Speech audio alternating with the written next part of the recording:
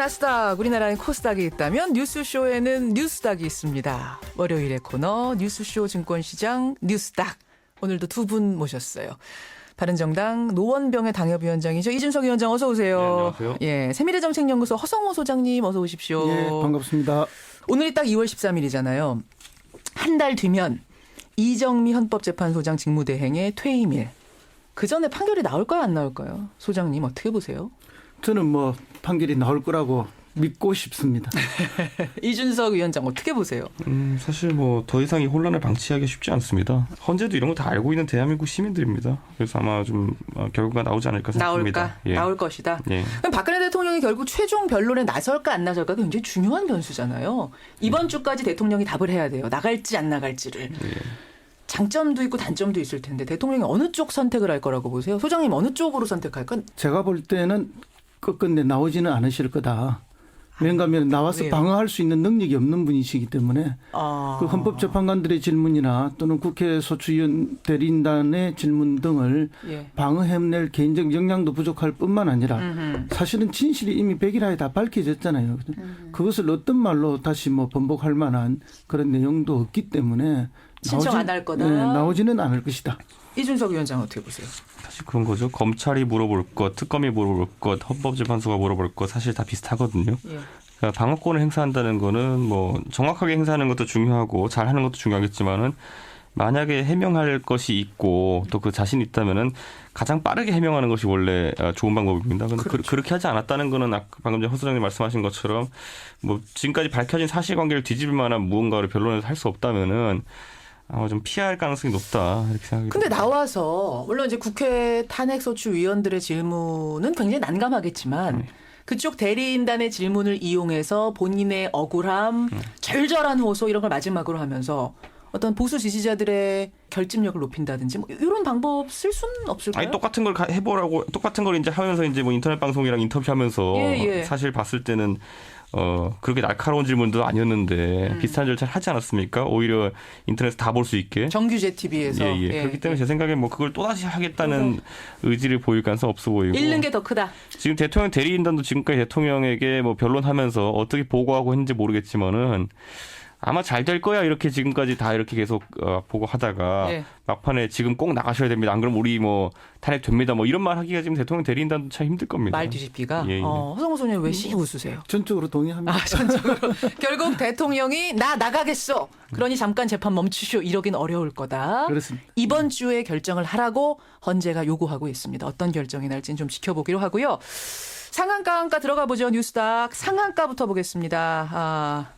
허성호 소장님은 누구 골라오셨어요? 상한가? 저는 광주 민심을 골라왔습니다. 광주 민심 잠깐 계시고요. 이준석 위원장은 뭐 골라오셨어요? 저는 안희정 충남지사를 골랐습니다. 안희정 지사. 안희정 지사 지난주에도 상한가 올라오지 않으셨어요? 예, 이준석 위원장? 사실상 그럴 수밖에 없는 상황인 게 지금 보면 대체적으로 안 지사의 상승세를 뭐 또 언급하기는 그렇지만은 방금 전에 아마 제 생각에 허 소장님도 고르신 이유가 저랑 비슷할 것 같아요.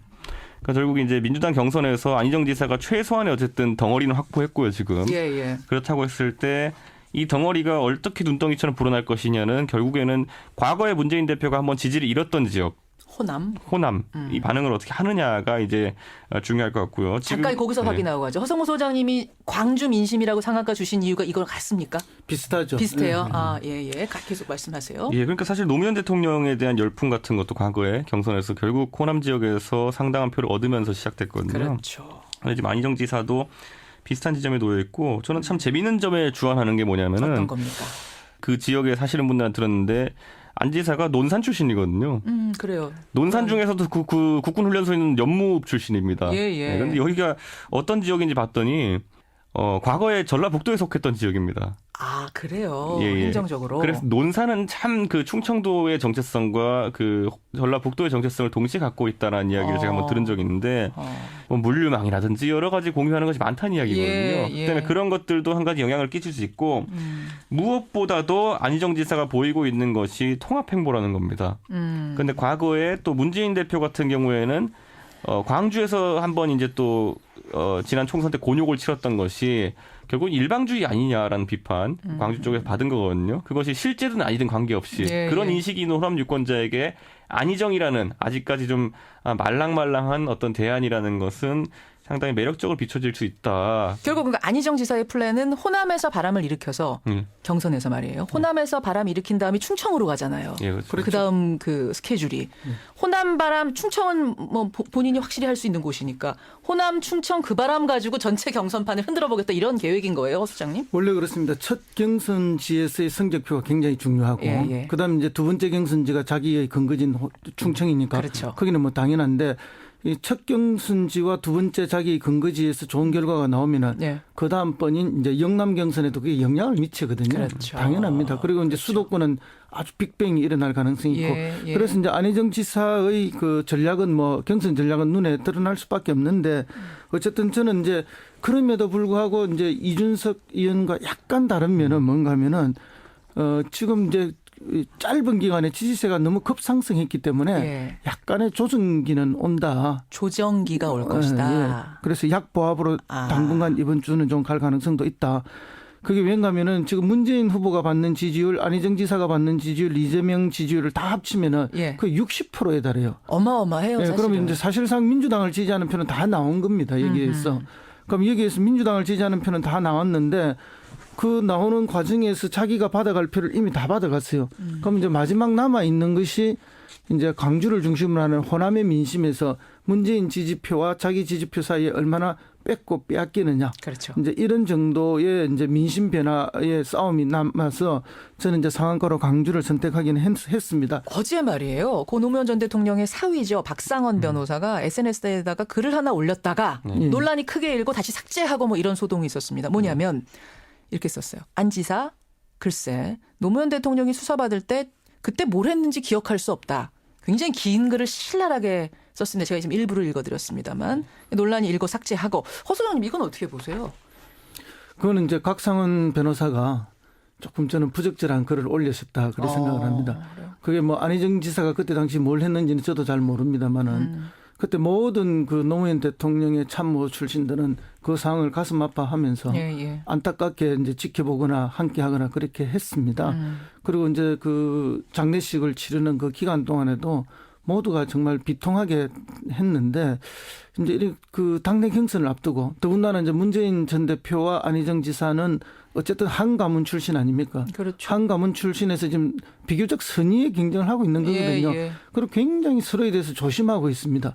이런 가운데 그렇게 이제 그 가족 중에 한 분이 그런 식으로 들어오는 거는 오히려 이 굉장히 조심하고 예의 있게 경쟁하는 과정에 오히려 흐트름을 줄 수가 있어서 적절하지 않다고 봅니다. 그래서 본인도 급하게 내렸을 거라고 봅니다. 사실은 2탄을 쏘겠다라고까지 예고를 했었거든요. 네. 근데 그냥 삭제를 해버리고 그렇죠. 뭐 어제 잠깐의 논란이 있었어요. 왜냐하면 끝나도 같이 가야 될 세력이고 그러네요. 더 이렇게 잘 화합해야 되기 때문에. 바로 그런 의미에서 이준석 네. 위원장님 바로 그런 의미에서 안희정 지사는 다음에 나와도 되지 않겠느냐. 사실은 차기론도 계속 따라다니고 있고 안 지사는 아니라고 하지만 계속해서 이번에 문재인 대표한테 넘기고 다음을 노려라. 그렇게 해도 크게 지는 거 아니지 않냐? 아쉬울 거 없지 않느냐? 어떻게 생각하세요? 그 전제는 문재인 후보가 대통령이 된다는 이야기인데 그 대통령이 됐을 때 과연 그 제2주자를 밀어줄까요? 그거에 대해 가지고는 노무현 대통령께서도 그러지 않았습니까? 노무현 대통령께서도 가가지고 네. 뭐 MJ를 안 밀어줄 것 같이 정몽준과 단일화를 한다고 했을 때 사람들은 그러면 이번엔 노무현 대통령이 하고 다음에는 정몽준 대통령이 되겠구나라는 관점으로 단일화를 지지했던 사람들이 한 방에 실망하게 된 게 결국에는 뭐 정동영 그 당시 의원을 밀려 그렇죠. 그러고 뭐 이런 행동을 보이게 되면서 결국에는 2인자라는 것은 배척당한다는 걸 또 한번 증명했던 그런 느낌이기 때문에 과거에 생각해보세요. YS랑 JP랑 같이 이제 민주당 만들었는데 다들 생각하기에 YS가 한번 하고 그다음에는 JP 차례가 오겠거니 하고 JP도 처음에 거기 들어간 건데 봤더니만 중간에 전혀 그럴 분위기 아니다 보니까 자민련만으로 뛰쳐나올 수밖에 없고 그러니까 이게 결국에는 반복되는 겁니다. 지금 안희정 지사가 가가지고 예를 들어 문재인 대표와 같이 한다고 해가지고 그 차기를 보장받을 수 있다라는 건 안 지사도 그렇게 믿으면 안 되고요. 그렇게 믿지도 않을 겁니다. 정치 경력이 있으시기 그걸 믿는다는 거는 정치인들이 너무 순진한 건가? 차라리 그런 자세를 가려 그러면 안 지사가 아주 대의를 내세우면서 그냥 뭐 사실 포기한다는 취지에 가까운 것이지 아하. 오히려 아까 허 소장님 말씀하신 것처럼 지금은 선의 경쟁 구도가 마련된 상황이기 때문에 그런 뭐 진짜 차기를 노리면 오히려 더 치열하게 지금 싸워야 된다는 얘기군요. 그렇죠. 원래 권력은 예. 누가 밀어줘서 되는 게 아니고 자기가 다 정치하는 겁니다. 그렇기 때문에 뭐 밀어준다 안 밀어준다 약속이라는 거 있을 수도 없고 그걸 믿는 것도 있을 수가 없는 일이고 왜냐하면 상황은 끝없이 변화되어 가기 때문에 정치는 생물이라는 말 쓰지 않습니까? 지금 허 소장님 그 말씀하시는데 쟁취라는 표현 쓰실 때 눈썹 두 개가 살짝 올라갔어요. 굉장히 중요한 단어. 정치는 결국 권력은 결국 쟁취하는 거다. 그렇습니다. 그런데 누가 사실 밀어줘서 지금 되는 게 아니다. 과거에 이제 이회창 총재 나왔을 때도 그때 이인재 후보가 나올까 말까 하든 나올 수밖에 없었던 게 뭐냐면은 예. 나에게 한 뭐 15% 정도 지지가 있다라고 생각한다면은 나가는 게 무조건 옳은 선택입니다 보면은 네, 그렇기 때문에 결국에는 비슷한 선택을 안정지사는 잘 모르겠습니다만은 저는 꾸준히 이제 뉴스닥에서 이재명 시장 정도는 비슷한 생각을 할 수도 있겠다. 그 경선이라는 무리한 어떤 판에 들어가는 것보다는 나가서 뭐 해볼 수도 있겠다라고 했는데 이제 시기상으로는 경선을 하긴 할 것 그렇죠. 같은데 예. 경선 끝까지 완주할 겁니다. 예, 예. 완주할 수밖에 없는 상황이 올 겁니다. 예, 그래요. 하한가로 넘어가겠습니다. 뉴스닥. 이준석 위원장, 뉴스닥 하한가 누구 뽑아오셨어요 이번 주는? 저는 민주당 내에서의 비문이라고 뽑았습니다. 민주당 내 비문 세력, 비주류 세력을 말씀하시는 예, 거예요. 맞습니다. 허성모 소장님은 하한가 누구 주십니까? 하한가를 바른정당으로 뽑았습니다. 근데 이번에는 하한가를 바른정당으로 뽑은 거는 예. 조금 다른 어떤 변화. 지금 사실은 하한가가 아니고 거의 뭐 바닥이죠.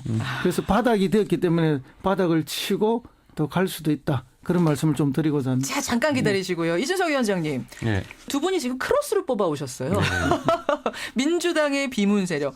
아니 민주당 자체가 지지율이 이렇게 높은데 네. 사상 최고치 찍고 있는데 아무리 비주류라고 하더라도 하한가 주는 건 좀 그렇지 않습니까?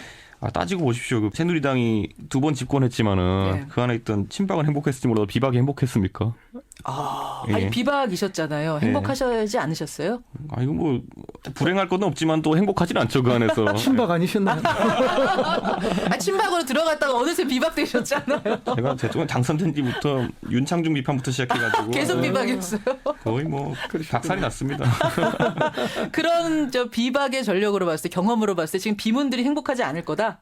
행복하지 않을 뿐더러 예. 오히려 야당이야 시원하게 말이라도 할 수 있지. 나중에 가면은 또 집권당의 비주류라는 것은 말도 제대로 못하는 뭐 그런 상황이 올 겁니다. 그러니까 대선에서 승리하고 나면 더 고달파질 수도 있다. 비문들은 왜요? 왜냐하면 지금 사실 그 비문을 대표하는 분들이 따지고 보면 뭐 김종인 대표부터 시작해가지고 이번 총선에 사실 새로운 그 인사로 좀 합류하신 분들일 예, 예. 텐데요. 그렇죠. 들어가자마자 지금 사실 이번 대선이 좀 더 치열했으면은 또 활용 가치라 표현하기 좀 그렇지만은 저 어느 정도의 영역이 있었을 겁니다. 공간이 생겼을 텐데. 예, 그런데 최근에 뭐 예를 들어 얘기 들어본 적 없잖아요. 보면은 김종인 대표가 어떤 말씀하시는지를 들어보려고 하는 사람도 별로 없고. 아니 저희가 뭐 지난주 금요일에 인터뷰는 했습니다만 조금 발언들이 다 애매했어요. 그렇죠. 확실한 게 없더라고요. 그게 뭐 본인 거취를 놓고 하는 이야기들이지. 그리고 또 예. 무슨 뭐 어떻게 합심해서 대선을 치르자는 취지의 말들이 아니기 그쵸, 때문에 그쵸. 예. 이게 지금 민주당에 있는 비문 세력 같은 경우에는 결국 제3지대나 아니면 빅텐트 이런 논의에서도 항상 끼어 있었지만은 결국에는 지금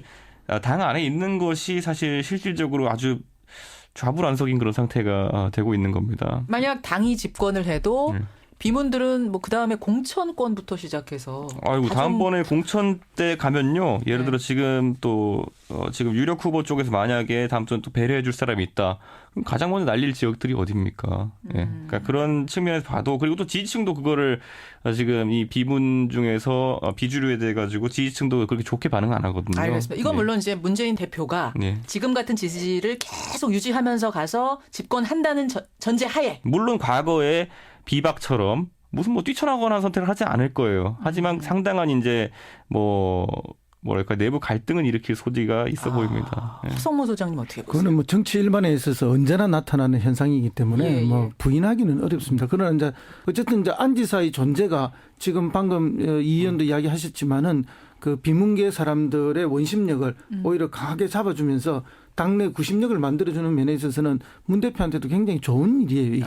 그리고 외연 확장 면에 있어서도 예, 그렇고. 예. 근데 이제 경선이 끝난 이후에 누가 승리하든지 얼마나 잘 결합하고 포용하느냐. 그게, 이 문제가 나면. 그게 근데 관건이죠. 포용의 도구는 대선 캠프 중심으로는 안 되거든요. 그렇죠. 그러니까 결국은 당 중심으로 모든 선거 체제를 만들 때 예. 그게 가능해진다 그런 겁니다. 동의하십니까?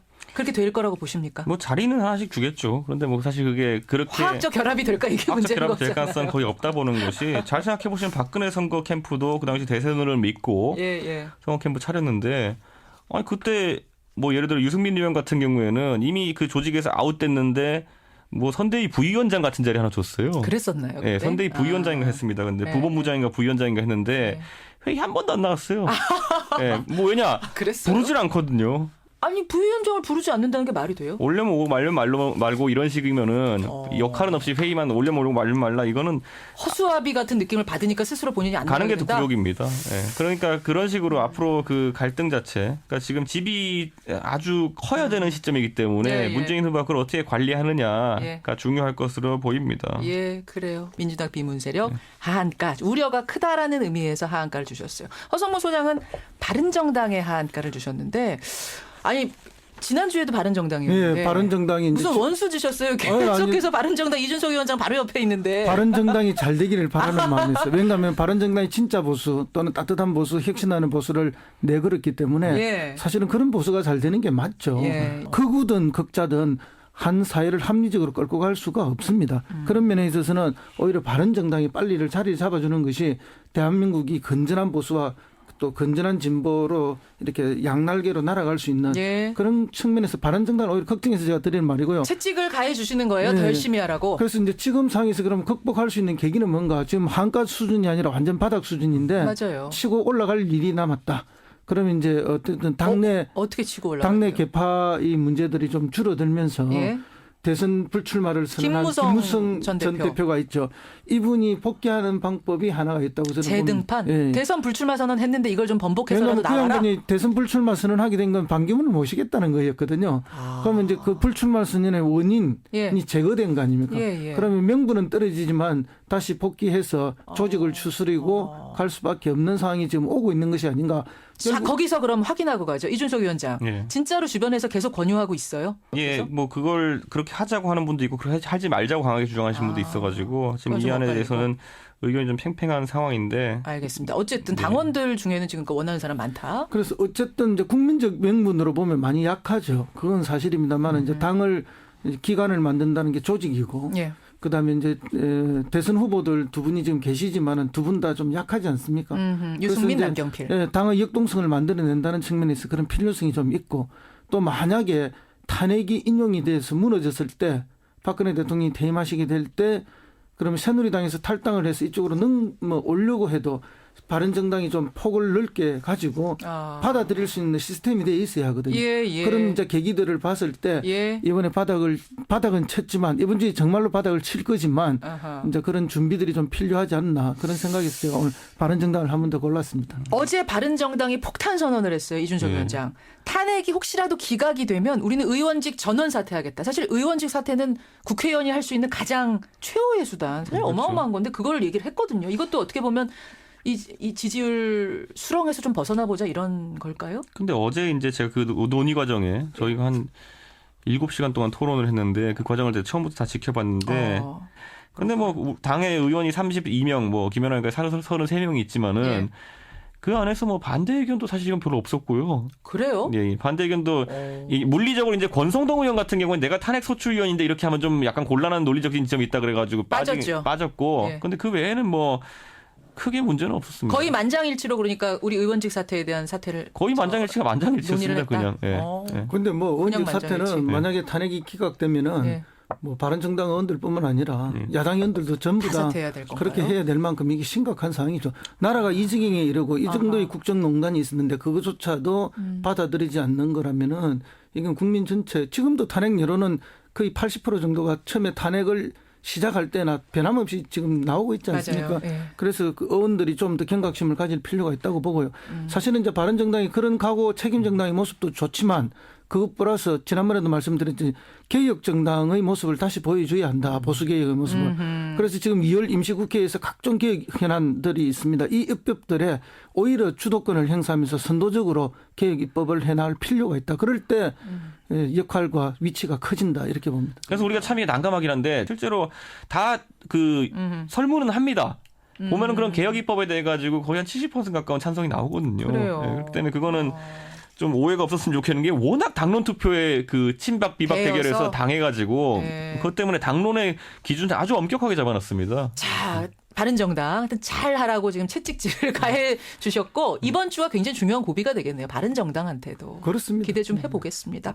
오늘 뉴스닥 뉴스쇼 증권시장 상한가 보도에는 안희정과 광주민심, 하한가 보도에는 민주당의 비문 세력 그리고 바른정당을 올리면서 뉴스닥 문을 닫습니다. 두 분 고생 많으셨고요. 다음 주에 뵙겠습니다. 예, 감사합니다. 세밀정책연구소 허성무 소장, 바른정당 이준석 노원병 당협위원장이었습니다.